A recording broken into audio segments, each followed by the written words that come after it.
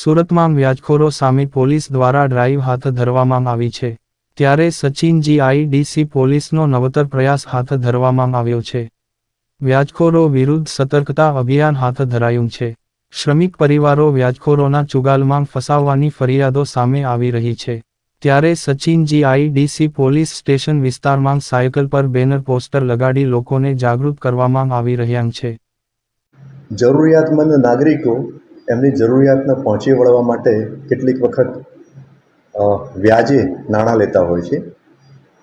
આ જરૂરિયાતમંદો કેટલીક વખતે નાણાં લેતા વખતે અમુક જે વ્યાજખોર હોય છે કે જે ગેરકાયદેસર વ્યાજની પ્રવૃત્તિ સાથે સંકળાયેલા હોય છે કે જેઓ રજિસ્ટ્રેશન વગરના અને અમુક ઊંચા દરે વ્યાજ વસૂલતા હોય છે અને બળજબરીથી અમુક મિલકત અથવા તો વ્યાજ અને મુદ્દલ કઢાવતા હોય છે.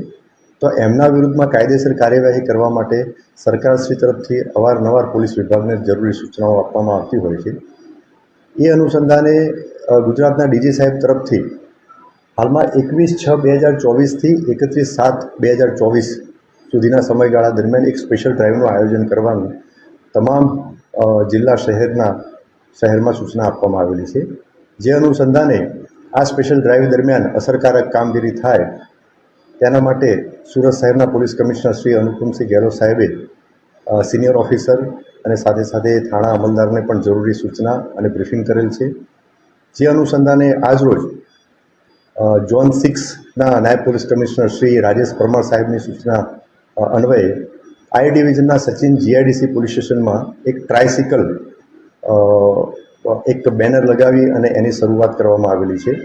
આ ટ્રાયસિકલ ઝોન 6 વિસ્તારમાં અલગ અલગ વિસ્તારમાં ફરશે અને લોકોમાં એક જાગૃતિ આવે, એટલે કે એ જાગૃતિ એ અનુસંધાને લોકો જે આ ગેરકાયદેસર વ્યાજખોરોના આતંકના ભોગ બનેલા હોય એ સામે આવી અને પોલીસ સ્ટેશનમાં જે તે અરજી અથવા તો ફરિયાદ આપે અને એની સાથે સાથે જો એમને વ્યાજે નાણાં લેવા હોય તો એવી સરકાર માન્ય સંસ્થાઓ પાસેથી જ જે વ્યાજે નાણાં લે એ બાબતમાં પણ જાગૃતિ લેવા માટે આ જે ટ્રાયસિકલ જે છે એમાં જે બેનર લગાવવામાં આવેલું છે એમાં એ લખાણો લખવામાં આવેલા છે.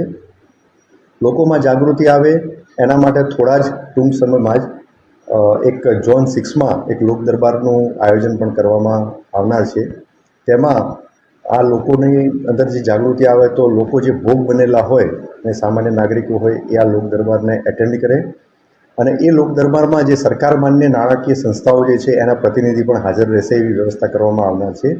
અને એ પ્રતિનિધિઓ કેટલા દરની કઈ રીતના લોન મળી શકે અને એમાં શું પ્રોસેસ હોય છે એની જાણકારી પણ આ લોક દરબારમાં આવશે. તો આ બાબતે આ જે આપણા માધ્યમથી હું ફરીથી આહવાન કરું છું કે કોઈ પણ ગેરકાયદેસર વ્યાજની પ્રવૃત્તિમાં સંકળાયેલ વ્યાજખોરો વિરુદ્ધમાં કોઈ પણ અરજી કે ફરિયાદ હોય તો એ સંબંધિત પોલીસ સ્ટેશનમાં જઈ અને એમની ફરિયાદ કે અરજી આપી શકે છે. પોલીસ આ બાબતે ખૂબ જ કડક કાર્યવાહી અને તાત્કાલિક પગલાં લેશે એ બાબતે લોકોને આહવાન કરું છું.